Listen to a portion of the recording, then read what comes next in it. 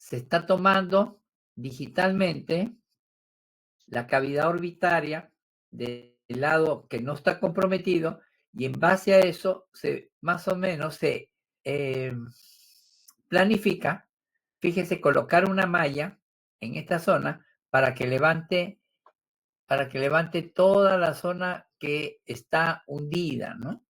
Y o la restaure si es que se ha perdido.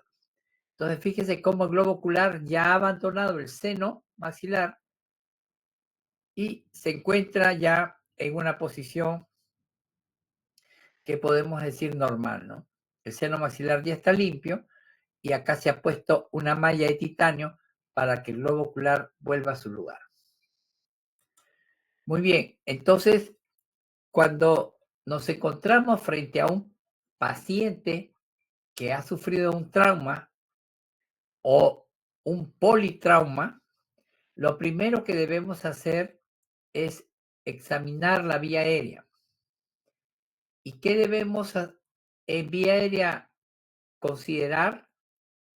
Que no esté obstruida, ¿no? Que no haya signos que me sugieran que está obstruida, como que el paciente está abriendo la boca con dificultad para poder respirar. Entonces debemos emplear alguna técnica de permeabilización, teniendo cuidado que no debemos lesionar la columna cervical. Entonces, para ver la ventilación, nosotros exponemos el tórax y el cuello, hacemos inspección y palpación, percusión y auscultación, vemos la vena del cuello y la posición de la tráquea.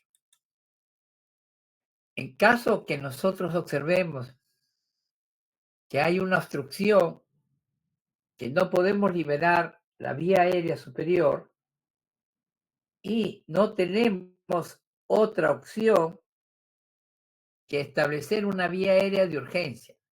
La vía aérea de urgencia se denomina cricodiroidotomía y es la incisión que se hace en el cartílago, en la membrana que está entre el cartílago tiroides y el cartílago cricoides. Se denomina membrana cricotiroidea. Entonces, en esta zona que estoy marcando se hace la cricotirotomía. Y si tuviera que hacerse una traqueostomía, se realiza en esta zona donde se ve la cruz. La cricotirotomía es una vía aérea de emergencia. Es de emergencia. La traqueostomía es una vía aérea también de urgencia, pero es planificada usualmente en condiciones de quirófano. A veces se tiene que establecer una vía aérea de urgencia de manera extrahospitalaria. En la actualidad existen dispositivos como estas agujas que permiten realizar una vía aérea de urgencia inmediata. Entonces, sobre vía aérea, nosotros debemos, en primer lugar, tratar de mantener esta vía aérea que esté permeable. Proteger la vía aérea si está amenazada o si está obstruida, establecer una vía aérea de urgencia. Y si disponemos de oxígeno, debemos oxigenar mientras llega la ayuda. Esta es una cánula para hacer la cricotirotomía. Y en este esquema, ustedes ven que la lengua se ha ido hacia atrás y está obstruyendo la vía aérea. En estos casos, si disponemos la posibilidad de, con una sutura, traccionar, y si no tenemos sutura, digitalmente con los dedos y una gasa, debemos traccionar. Fíjese que cuando la lengua se va hacia atrás, está obstruyendo la vía aérea. Entonces, cuando nosotros traccionamos, liberamos la vía aérea. Pero si disponemos de una cánula de Mayo o cánula de Gödel, nosotros podemos utilizar y colocarla como vamos a ver más adelante. Acá se está mostrando cómo es una cánula de Mayo, también llamada cánula de Gödel, ¿no? Tiene una parte recta y una parte curvada. Fíjese que la parte recta es la que queda próxima a la cavidad bucal y la parte curvada va sobre la parte dorsal de la lengua para mantener una vía aérea permeable. Estas cánulas son muy importantes y hay de diversos tamaños. La cánula de Gödel o cánula de Mayo ingresa de esta manera. Y cuando ya ingresó a la boca, se le voltea. De tal manera que queda de esta forma. Hay de diversos tamaños que se utilizan de acuerdo a un paciente pediátrico o de acuerdo a un paciente adulto. Esta cánula lo que hace es permeabilizar la vía aérea en el caso que se encuentre obstruida, ¿no?, por la lengua. La traqueostomía es una intervención que permite, como su nombre lo dice, establecer una vía aérea de urgencia a través de la porción anterior de la tráquea. Entonces, el cirujano hace una incisión. Esta es la glándula tiroides, como nosotros vemos en este esquema. En medio se encuentra el istmo de la glándula tiroides que un ambos lóbulos se separa con cuidado y se expone la tráquea. Y se hace una perforación a la porción anterior, ¿no?, y para poder insertar el tubo de traqueotomía. En este esquema, ven el cartílago tiroides, ven la porción anterior de la glándula tiroides con su istmo, y justo en medio del istmo se hace la inserción del tubo de traqueostomía. Nótese que debajo del cartílago tiroides está el cartílago cricoides y en medio, ahí donde estoy señalando, es donde se hace la cricotirotomía. Entonces, la cricotirotomía es una vía aérea de urgencia, de emergencia, y se puede hacer en menos de 1 minuto, ¿no? Y la traqueotomía sí es una operación que se realiza en quirófano.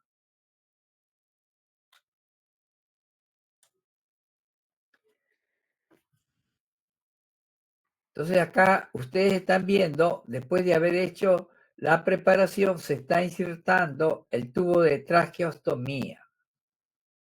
Usualmente la traqueostomía en los hospitales lo hace el cirujano de tórax, pero también lo puede hacer el otorrino, o también lo puede hacer el cirujano de cabeza y cuello. Son los que hacen en los hospitales la traqueotomía. Pero cualquier cirujano entrenado, en el caso que no esté en ninguno de los anteriormente mencionados, podría realizar esta vía aérea de urgencia para salvar la vida de un paciente que tiene vía aérea obstruida. Hay que tener cuidado y cambiar este tubo. Fíjese, este ya ha quedado un orificio ya epitelizado, ¿no? Entonces está cambiando el tubo, ¿no?, en pacientes crónicos que necesitan estar con la traqueostomía durante un tiempo considerable. Muy bien, entonces cuando hablamos de trauma, hemos dicho que nos podemos referir a lesiones de partes blandas o a fracturas de las partes óseas, ¿no? Cuando sobre nuestro tejido blando recibimos un golpe, entonces hablamos de una contusión. este golpe no llega a lesionar la piel. Cuando existe una pérdida del epitelio más superficial, entonces se habla de una erosión o una abrasión, si hay como si tuviese un raspado de toda la piel, ¿no? La parte superficial. Pero si ya penetra el tegumento, entonces hablamos de un ELIL o laceración. Entonces, por ejemplo, ustedes ven que acá arriba hay una contusión y acá abajo hay una laceración. Entonces acá ves arriba una contusión, acá abajo una laceración. Y miren acá cómo está la piel, como si se hubiese retirado la parte superficial, ¿no? Esta es una abrasión. Por acá pasó la rueda de una motocicleta, ¿no? Y produjo una abrasión al paciente. Con una herida, con pérdida de sustancia en el labio inferior. Y acá vemos distintos tipos de heridas, ¿no? Miren, por ejemplo, estas son abrasiones que ya están en proceso de curación y aquí en el globo ocular hay una contusión que es evidente que ha producido hematomas. Entonces, ¿cómo se tratan las heridas? Lo primero que tenemos que hacer es limpiar la herida, ¿no? La herida se debe limpiar principalmente con agua jabonosa. La herida debe ser inspeccionada cuidadosamente. La sutura para conseguir la hemostasia debe ser meticulosa, ¿no? Debe hacerse con bastante cuidado después de que se haya limpiado. ¿Cómo lavamos las heridas? Las debemos lavar con antisépticos y tenemos dos antisépticos que se usan en la actualidad con bastante frecuencia. Uno de ellos es la clorhexidina al 2% y el otro es el yodopovidona. Acordarse que el yodopovidona puede producir alergia por tener yodo en algunos pacientes que son sensibles a este fármaco. Y también recordar que el yodo se inactiva en presencia de sangre. Todo cuerpo extraño que nosotros podamos encontrar durante la limpieza de la herida tiene que ser retirado, ¿no? Fragmentos de vidrio, de plástico, de madera, de cualquier cuerpo extraño debe ser retirado en el momento del tratamiento inicial.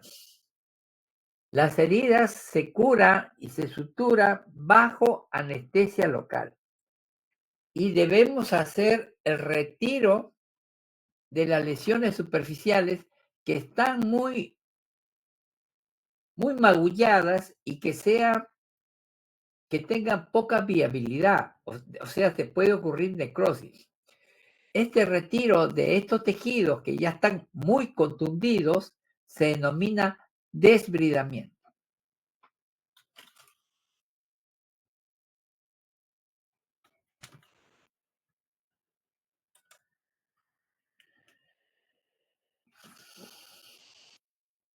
Vemos pacientes con contusiones y con laceraciones y con heridas, ¿no? Que han sido suturadas.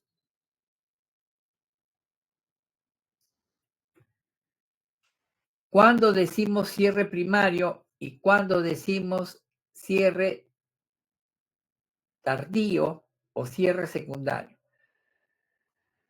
Decimos cierre primario cuando realizamos la curación, el lavado y el tratamiento de la herida, más la sutura en las primeras 24 horas de haber ocurrido el trauma.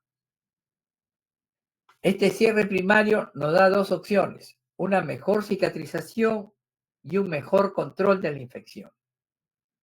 Se denomina cierre tardío después de las 24 horas.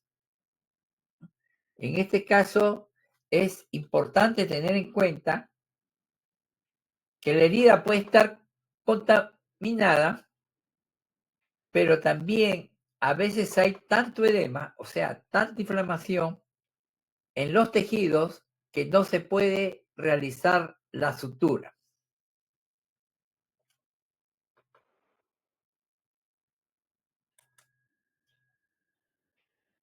Las heridas contusas o que tienen una incisión profunda pueden ser tributarias de presentar un edema extendido.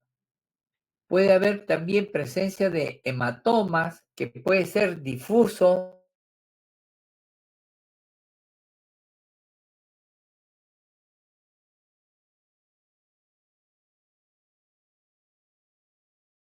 fundamentalmente en los párpados, en la mejilla o la frente. Y cuando están con mucho edema, estos tejidos necesitan drenarse. Cuando están con mucho edema, estos tejidos necesitan drenarse, o sea, abrirse, limpiarse, colocar un drain, ¿no? Las complicaciones que se pueden presentar es que estas zonas queden hiperpigmentadas, o sea, de color más oscuro que la piel natural, o pueden tener mucho más clara, en este caso se llama hipopigmentación, o puede haber alguna atrofia de los tejidos blandos.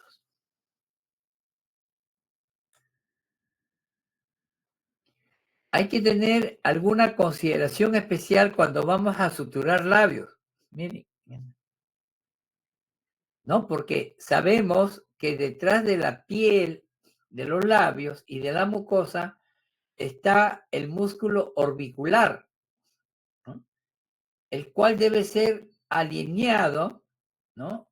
Y suturado para mantener una fusión labial adecuada. Otro aspecto que hay que tener en cuenta es que la unión mucocutánea, o sea, la unión entre la mucosa labial y la piel que lo rodea debe ser precisa, ¿no? Debe ser precisa. Entonces, en este caso, en esta herida que ustedes ven, el músculo, si está separado, tiene que hundirse en un plano, tiene que unirse mediante una sutura en un plano profundo con sutura reabsorbible. Y después en el plano superficial, primero se pone como reparo la parte media, ¿no? Para que no quede una mala cicatrización. Entonces, el primer punto de sutura va a ser aquí, en la parte media, ¿no? Tratando de conservar justo la unión de la mucosa labial con la piel.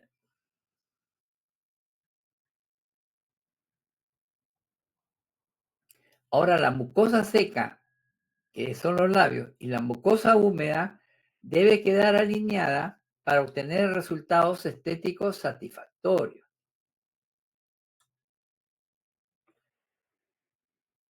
Entonces ya sabemos que de acuerdo al tiempo, las heridas pueden clasificarse en heridas limpias o en heridas contaminadas.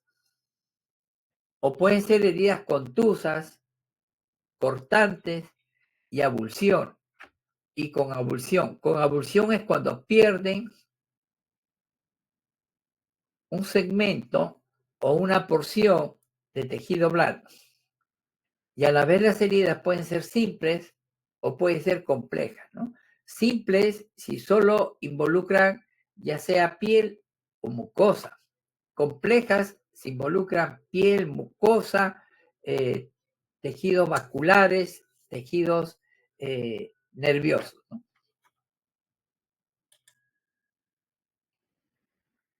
Entonces, fíjese que en este tipo de herida hay que tener bastante cuidado en colocar este punto de sutura que una la línea mucosa con la piel, ¿no? Restaurando la forma característica del labio.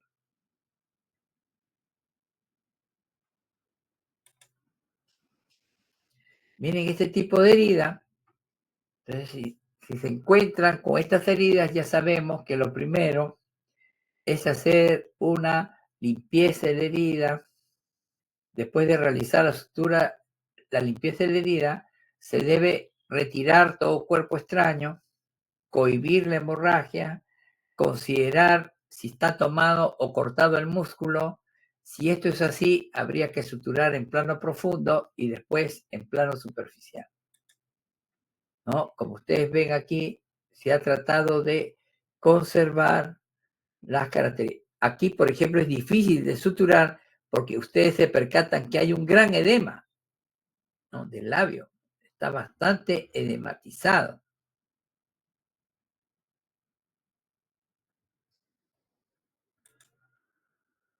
Y después vemos al paciente ya en proceso de recuperación con una cicatriz bastante disimulada.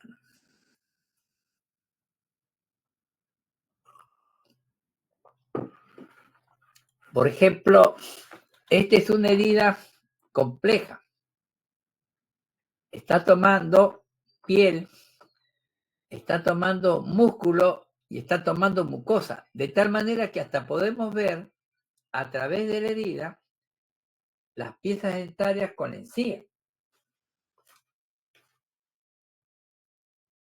Entonces, en esta herida compleja, lo primero que vamos a tener que hacer es una limpieza cuidadosa, retirar minuciosamente los cuerpos extraños, debridar todos los tejidos que estén muy contundidos y que nosotros veamos que ya no tengan vitalidad, y empezamos a suturar de adentro, perdón, de afuera hacia adentro, ¿no? Entonces primero suturamos la piel, fíjense, después suturamos piel y mucosa, y después ya continuamos con la mucosa. Igual aquí, después de hacer la limpieza, se retiran todo el tejido que está muy contundido, tiene que debridarse, y se procede a la sutura. En este caso va a ser sutura por plano. Un plano profundo que involucra la parte muscular y un plano superficial que involucra externamente la piel e internamente la mucosa.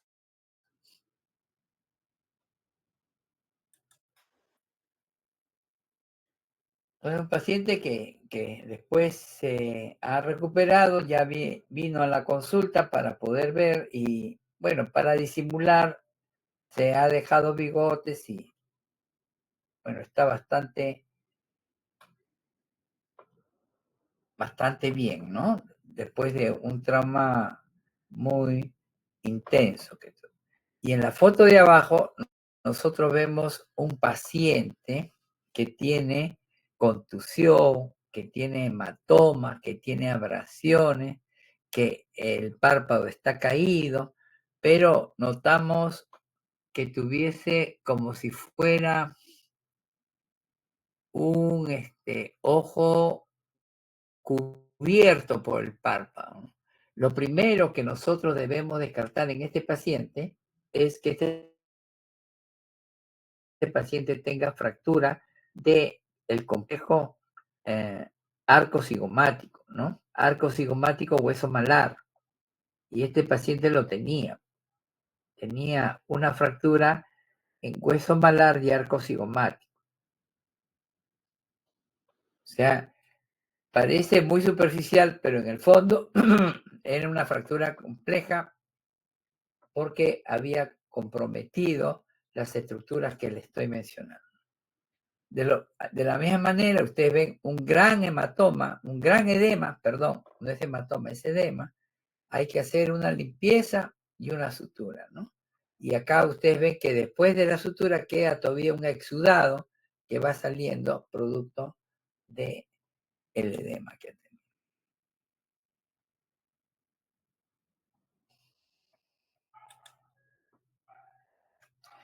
Fíjese la consideración especial que también tiene que tener el cartílago de la oreja, ¿no? Hay que ser muy cuidadosos para poder suturar en 3 planos, en este caso, ¿no? Hay que suturar primero el lo que corresponde al cartílago, suturar por fuera la piel y por detrás del pabellón de la oreja también.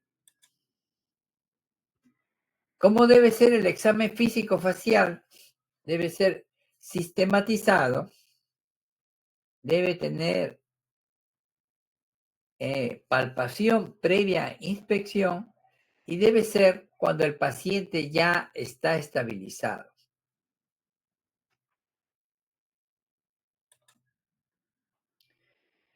Los accidentes de niños son muy frecuentes, ¿no? Sobre todo cuando están en bicicleta y se producen, por ejemplo, estas lesiones que ustedes ven. Esta es una abrasión, ¿no? Una abrasión y puede estar acompañada de pérdida dentaria, ¿no? Y si el paciente tiene su pieza dentaria, entonces se puede hacer este tipo de procedimientos, como ustedes ven, que se ha reinsertado y se feruliza. Y los tejidos blandos tienen que suturarse.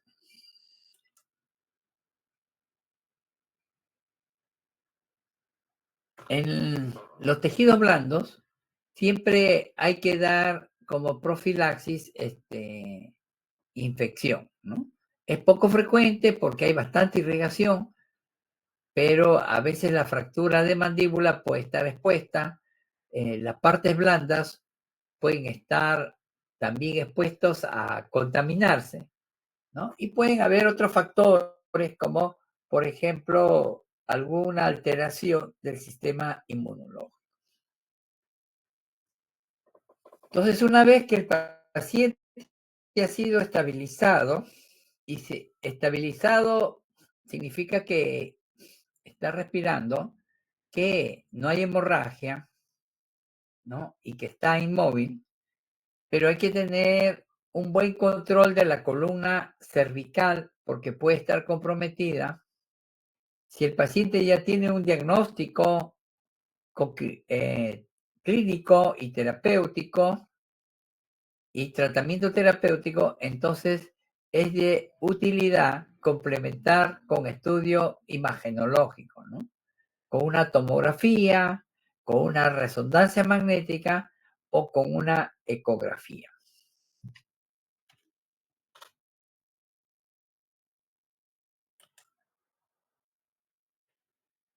En estos estudios, ustedes pueden ver el arco cigomático, ¿no?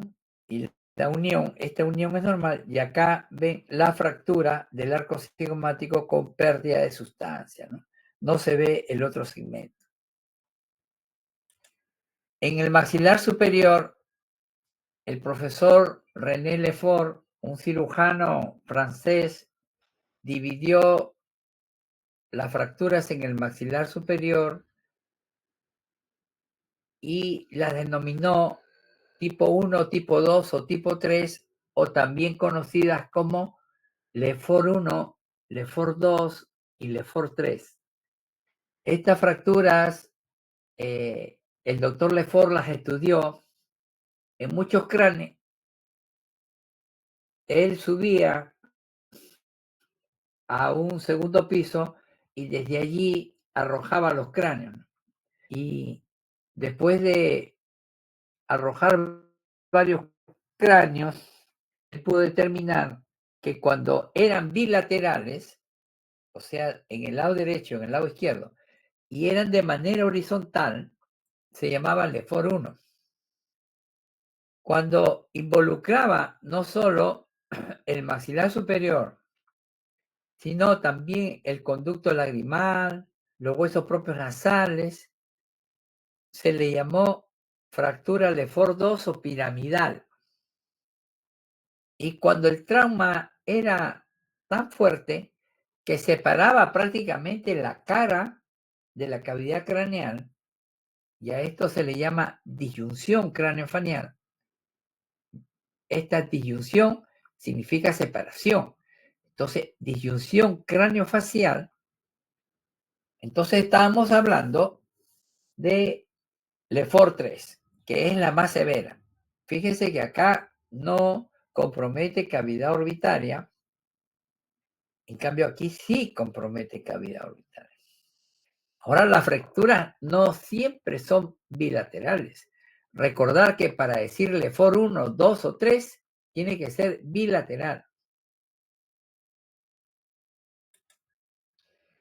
Entonces, en la actualidad nosotros contamos con una ayuda de imagen muy importante, que es la ayuda de la tomografía, ¿no? Y lo que ustedes están viendo allí es una tomografía reconstrucción, o sea, una tomografía 3D en la cual puede verse cómo está fracturado piso de órbita, se ha fracturado piso de órbita, se ha fracturado el maxilar como una Lefort, fíjense el trazo de fractura, miren el Bomber cómo está fracturado, y fíjense acá también hay como si fuese una fractura conminuta, es un hueso suelto, tanto que pertenece al hueso alveolar y también al hueso que está al costado de la nariz. En el maxilar inferior, ven, esto se llama trazo de fractura, es una fractura con un trazo de fractura, y acá tienen otro trazo de fractura con desplazamiento. Fíjense de este segmento. Entonces, cuando nosotros vemos eso, tratamos de ser económicos y con un sistema de placas y tornillos vamos restaurando o reconstruyendo a la manera de que fuera un rompecabezas, ¿no? Fíjense, entonces acá, miren, se restaura con una mini placa, ¿ven? Con tornillos, todo el borde inferior de la órbita, se colocan mini placas en forma de L y mini placas rectas para unir nuevamente el hueso de esta Lefort, que es una fractura tipo Lefort 1. En este trazo de fractura se coloca una mini placa con tornillos, como ustedes están viendo. Usualmente las mini placas que se colocan es de 4 agujeros y se colocan 2 tornillos a cada uno. En el trazo de fractura lo que queda es un puente. A ambos lados del trazo, 2 agujeros con 2 tornillos. Ustedes ven que acá se ha puesto otra mini placa y se pone una mini placa más grande, siguiendo el contorno, todo el contorno del maxilar, como ustedes están viendo aquí.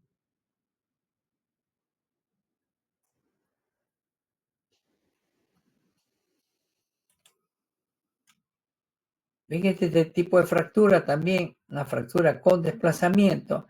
Aquí una parte del maxilar se va hacia adentro, quiere decir que el músculo miloioideo está jalando hacia adentro. Y en esta parte no está insertado, por eso que esta parte se queda hacia afuera.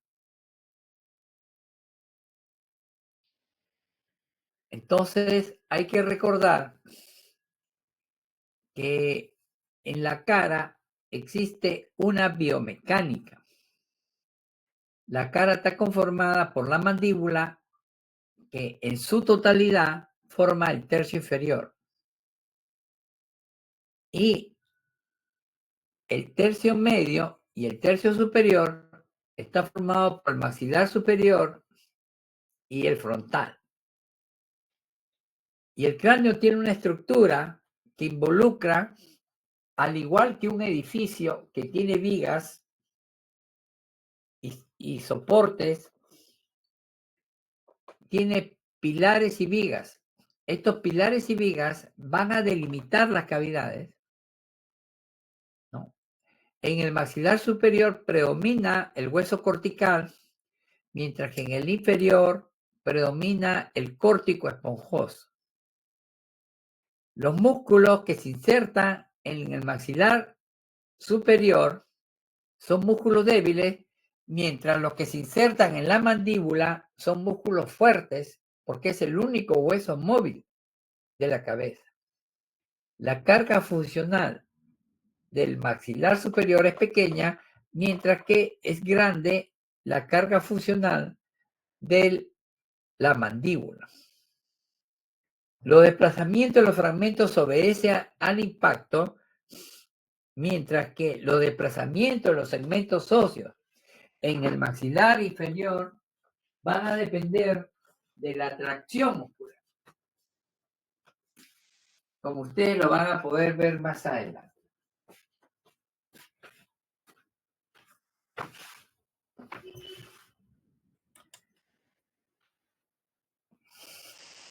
Entonces, fíjense, acá es un paciente traumatizado, ¿no? Tiene contusiones, hematomas. Siempre que encuentren hematomas a los lados, se dice que se denomina ojo de mapache, ¿no? Siempre que hay ojo de mapache, lo primero que hay que descartar es que no tenga una fractura Lefort 2. Entonces acá se ha suturado la piel, ¿no? Y como tiene hundido, fíjese, y está fragmentado este hueso que se llama cigomático, se hace una pequeña incisión y con un instrumento tipo Legra de Obergesser se levantan los fragmentos.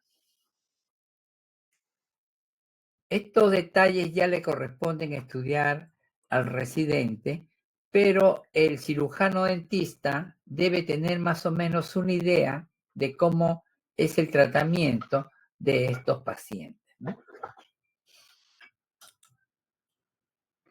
La hemorragia en las regiones faciales rara vez lleva a la muerte.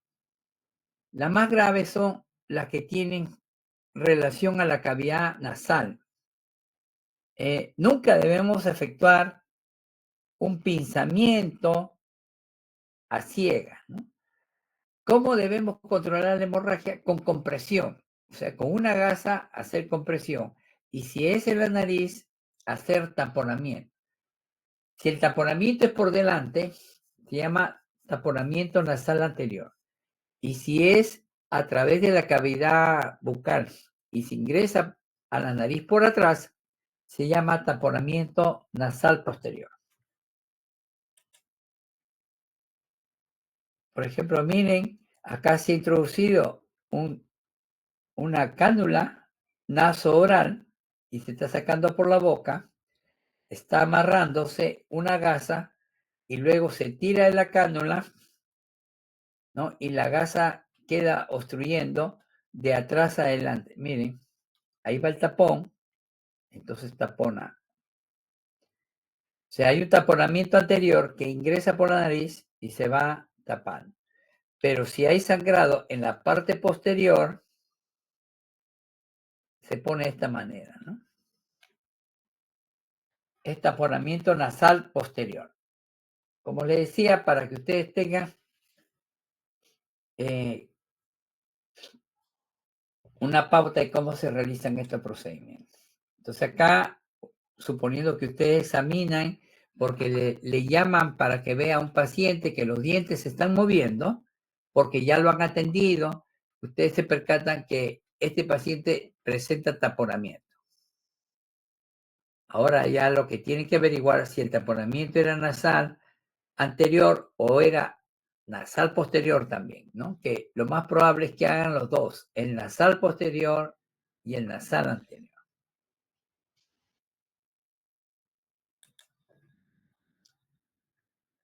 ¿Cuáles son las prioridades de cirugía? Siempre cuando hay hemorragia, ¿no? Y sobre todo si esta puede ser exsanguinante. Si hay hematoma, y este hematoma puede ser epi o subdural, ¿no? O sea, puede estar comprometiendo las duras madres, las meninges, mejor dicho. Cuando hay una compresión en la región medular, y esta puede ser progresiva, una lesión visceral, como por ejemplo en globo ocular, lesiones vasculares periféricas, en una cirugía ortopédica o en un trauma facial. Fíjese la gran destrucción en este esquema que origina el traumatismo por arma de fuego. Fíjese, si ingresa una bala, un proyectil de bala, y ingresa por el lado izquierdo, produce la fractura lineal. Pero al salir por el lado derecho, produce una fractura conminuta. Entonces hay una doble fractura. Miren acá, un disparo que viene por el lado lateral de la cara produce dos tipos de fractura, dos trazos de fractura, y en el agujero de salida produce una fractura por estallamiento, ¿no? Este tipo de fractura se llama fractura conminuta. Y muchas veces estos pequeños fragmentos se pierden, ¿no? Por eso se dice fractura conminuta con pérdida de sustancia. Miren acá, es un niño que había estado jugando con otro y con una escopeta le disparó. Fíjate el gran destrozo que había por arma de fuego.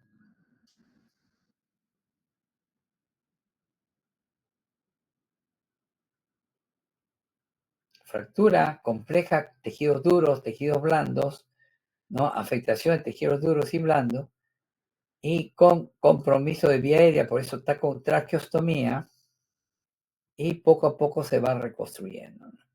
Ya estas partes los va a tener que reconstruir el cirujano plástico. Entonces, actualmente, el gol estándar para el tratamiento de la fractura es la oclusión dentaria. ¿Qué quiere decir? Nosotros vamos a reparar las fracturas óseas, ya sea con alambre o con tornillos. Cuando es con alambre se llama osteosíntesis, ¿no? Entonces, esta osteosíntesis, en este caso, se ha realizado con mini placas, ¿no? Acá se ha hecho una osteosíntesis, o sea, se ha suturado y se ha puesto una barra con alambre. Y acá se ha hecho otra osteosíntesis, pero se ha hecho con placas y tornillos. Nótese que como acá no hay puente, se deja el agujero en el trazo de fractura y los tornillos se ponen alrededor del trazo. Dos hacia distal y dos hacia mesial. De la misma manera, en el trazo queda el puente. Dos hacia atrás, dos hacia adelante. Y para el borde, porque lo jalan muchos músculos a este hueso, tenemos que utilizar una placa grande que se llama barra de reconstrucción.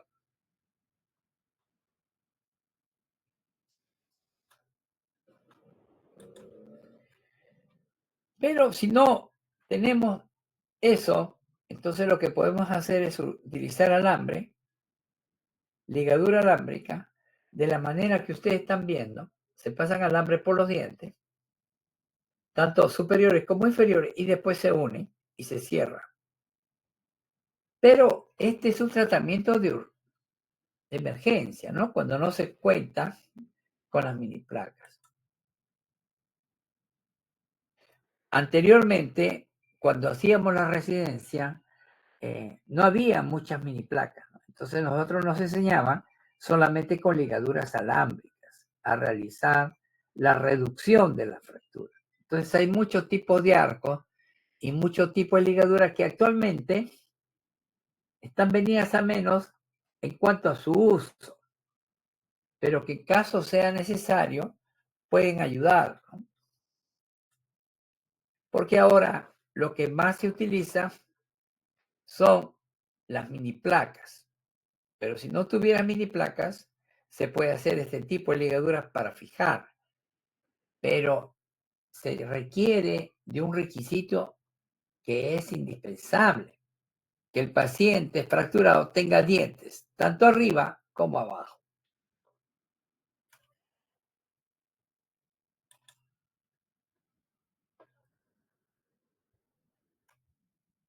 Entonces ahí ven ustedes diferentes tipos de fracturas, de formas de poder utilizar el alambre para fijar. Uno de los métodos que hasta ahora se usa es el método de Ivy. Entonces, esto se coloca de la manera que ustedes están viendo. Se pasa un alambre, uno hacia distal y otro hacia mesial. Este alambre se va enrollando de tal manera que quede una anza y por la anza se pasa el alambre más largo hacia la parte proximal y se enrolla. Una vez que esto está fijo, esta argollita va a servir para unirse con la de superior y mantener estos maxilares fijados. Entonces la palabra acá se dice, se reduce la fractura mediante fijación alámbrica. Y si nosotros le ponemos placas y tornillos, se reduce la fractura mediante la utilización de placas y mini placas. Entonces recordar, esto sí se utiliza la ligadura de Ivy, ¿no?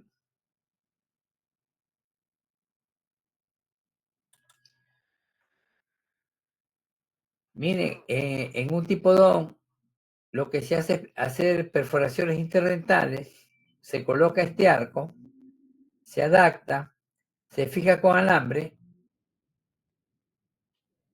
tanto en el superior como en el inferior, y una vez que están listos y fijados, se puede hacer una ligadura alámbrica intermaxilomandibular. En caso de niños en los que hay fractura, se puede utilizar esta doble ferulización acrílica y que se une con alambre, como ustedes también.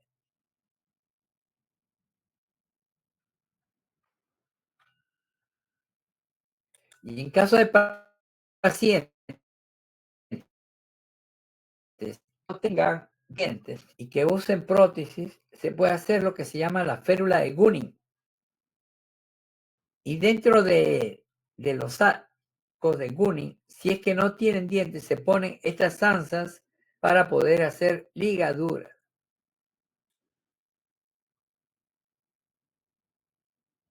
De esta manera. Esta se llama férulas de Gunning. Y las férulas de Gunning se utilizan en edéntulos.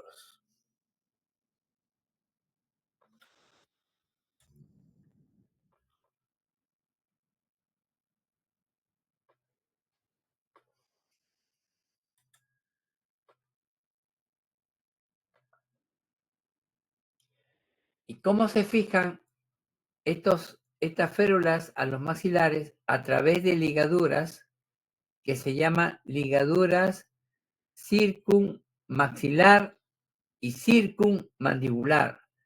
Esta es una aguja grande que se llama aguja de Reverdin y que ustedes ven ingresa por la piel,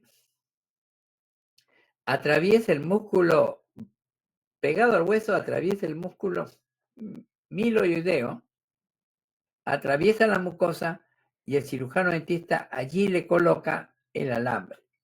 Entonces la aguja vuelve por su mismo camino y va arrastrando el alambre.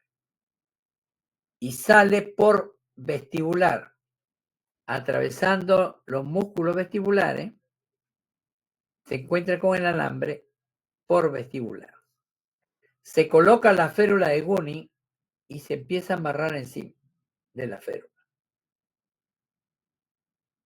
Entonces, la ligadura, en el caso de que haya fractura en pacientes que no tengan dientes. No olvidar que el gol estándar, lo estoy repitiendo 2 veces, el gol estándar del tratamiento de las fracturas de los maxilares es la oclusión dental. Entonces, si nosotros no tenemos una adecuada oclusión, entonces el paciente va a restaurar la forma y va a restaurar la función, ¿no? Por ejemplo, acá ven una ligadura de Ivy.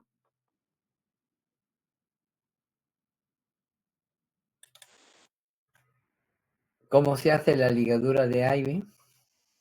Fíjese, se hace un doblez, ingresa, ¿no? Uno se va por mesial, otro se va por distal, se encuentran, se anudan, ya queda la ansa. Lo mismo en el superior y luego se une superior con inferior. Como ustedes están viendo. Uniendo superior con inferior. Están unidos con Ivy.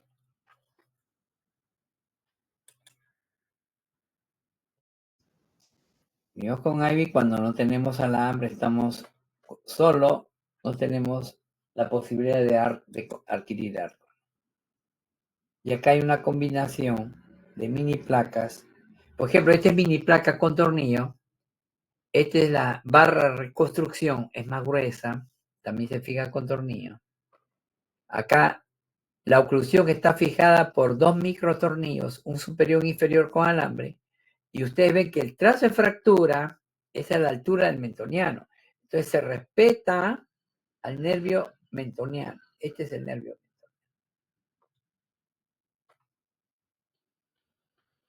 Pero eso tiene que quedar bien fijado. En la placa no puede aplastar al nervio. Acá se está colocando un mini tornillo.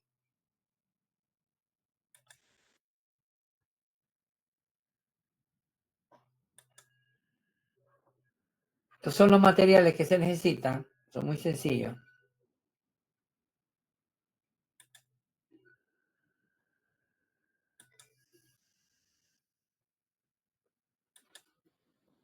Y esto es cuando ya se colocaron los arcos de Eric y se puede hacer la ligadura intermaxilomandibular. Acá ven arco de Eric superior, arco de Eric inferior y está unido con ligas que lo mantienen bloqueado. Aquí también diversos tipos de material. Acá está bloqueado con alambre y acá está bloqueado solo con liga. Actualmente se tiende a hacer solo ligadura elástica.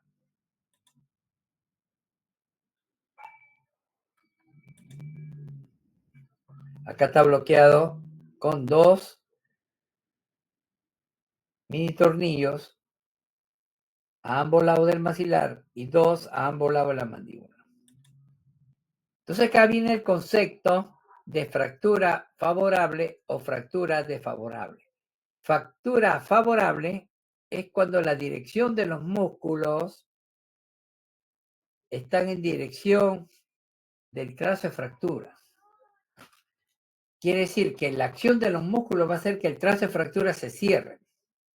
Pero cuando el trazo de fractura está en dirección opuesta a la acción de los músculos, entonces la fractura se va a desplazar. Bueno, miren, acá hay una fractura desplazada de piso de órbita, se le ha puesto inclusive el piso y mini placas. Entonces, tanto la estructura del maxilar superior como el maxilar inferior tienen sus líneas de refuerzo o arbotantes, ¿no?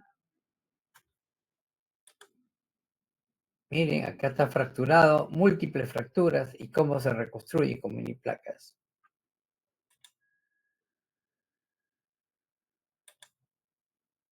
Hay muchos abordajes que lo vamos a ir viendo. Por ejemplo, si es un abordaje externo, hay una fractura. Acá está la fractura y acá está la colocación de la mini placa. Hundimiento, fractura del arco cigomático.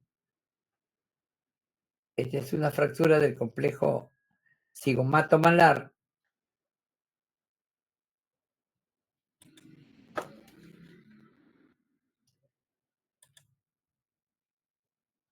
Cómo se van colocando mini placas y esta es la malla de titanio para evitar que el ojo caiga, ¿no? Cuando está afectado el piso de la órbita. Pequeñas mini placas en fracturas no desplazadas. Mire, puede ser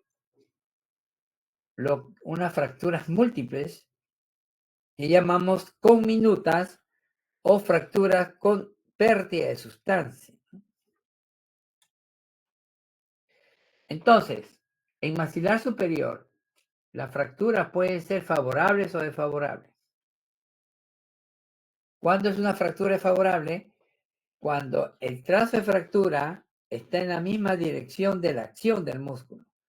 Quiere decir que si el trazo de fractura está vertical a la acción del macetero, en el momento que el macetero se cierra, lleva el segmento posterior hacia arriba y el segmento anterior se queda hacia abajo. En cambio, cuando el trazo de fractura está en dirección opuesta a la acción, el macetero va para arriba, pero los segmentos se van juntando. ¿Y para qué me servirá esto? En una fractura desfavorable no puedo ligar con alambre. Tengo que poner mini placas.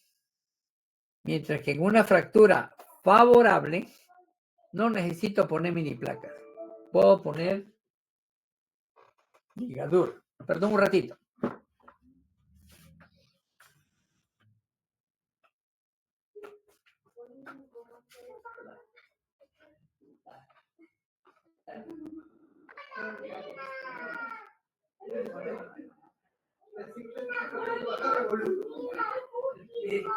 Estoy casi todavía. Ya.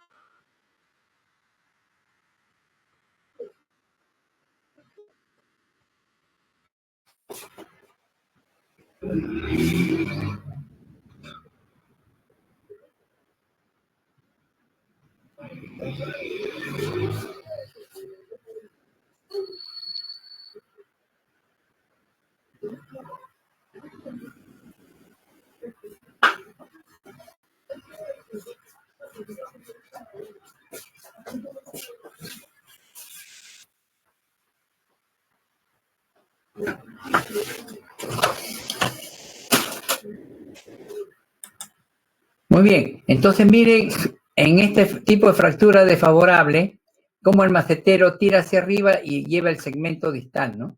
Y en este tipo de fractura desfavorable, tanto el músculo miloideo lo lleva hacia adentro al segmento. Entonces, en estos casos tienen que ponerse mini placas. En cambio, cuando las fracturas son favorables, se puede poner ligadura alámbrica, como ustedes están viendo en este caso.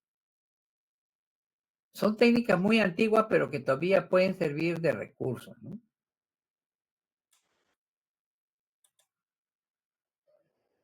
En caso que haya desplazamientos y maxilares edéntulos, lo que nos queda son los tornillos con placa de reconstrucción, tornillos bicorticales. Se llama tornillo bicortical cuando atraviesa la cortical externa y la cortical interna. Miren, en este caso que la fractura es favorable, solamente con ligadura alámbrica se puede unir. Ligadura alámbrica más arco de Eric.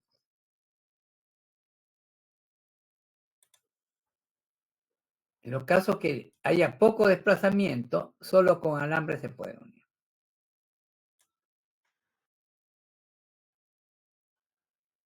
Entonces, nosotros podemos poner arco de Eric y ligadura alámbrica en los casos de fractura mandibular favorable.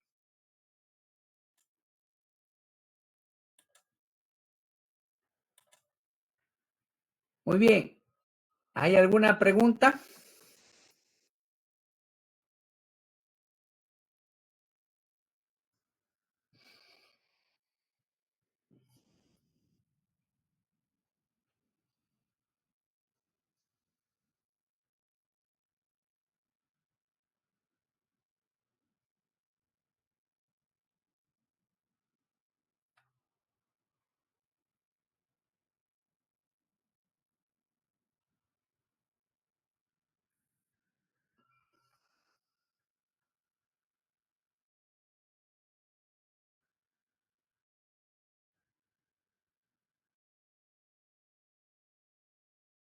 Muy bien, no habiendo ninguna pregunta, entonces damos por terminada